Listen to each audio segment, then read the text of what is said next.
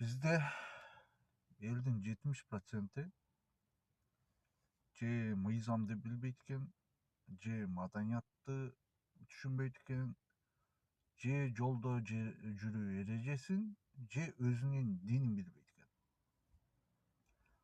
Божомол менен жүрөт экен. Божомол менен машина айдайт. Мынтип кетет дагы, артында ошо алдыда бараткандар кандай жүрсө ошондой жүрүп, мындай да. Божомолдук да. Анан бир маневрду совершить эткенде неуверенно да, мына точно эле туура кылып атамбы, же туура эмеспи деп, мындай сомненияда да. Же болбосо тескерисинче, өзү нарушать этип атат, бирок уверенно эметет. Мындай газовать этет да, мындай уверенночу талашып сен менен, эй депчи мындай. Себеби ошол нерсени ал бирөөдөн уккан.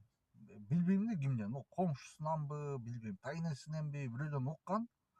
Ошону жаттап калган дагы, анан ошол менен руководство этип жүрөт да, өзү текшерген эмес анчы. Азыр мынау Google, Chrome, Яндекс деген поисковиктер бар. Ошол жерге кирип туруп эле ошол мына жолдо жүрүү эрежеси боюнча ушундай же эмеспи деп жазса эле чыгат да, туура ответичи. Ошону текшериш оңой эле го, бир библиотекага барып, же бир ГАИге кирип, ошол инспекторго жолугуп сураш шарт эмес азыр. Үйдөн отуруп эле же машинада отуруп эле мына киресиң, Googleга кирип туруп эле текшерип алсаң болот да ошончу. Ошону да билбейт да.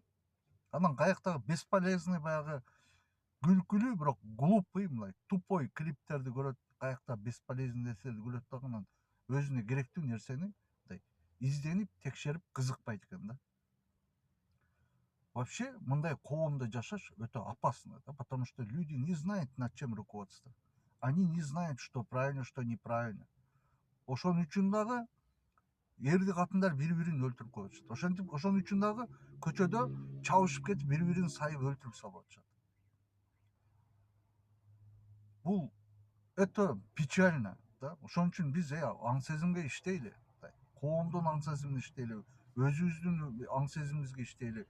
Работать над собой дейт го, мындайчы. Анан мына жолдо жүрүү эрежесин мен орус тилинде окуп үйрөнгөндү сунуш кылам да.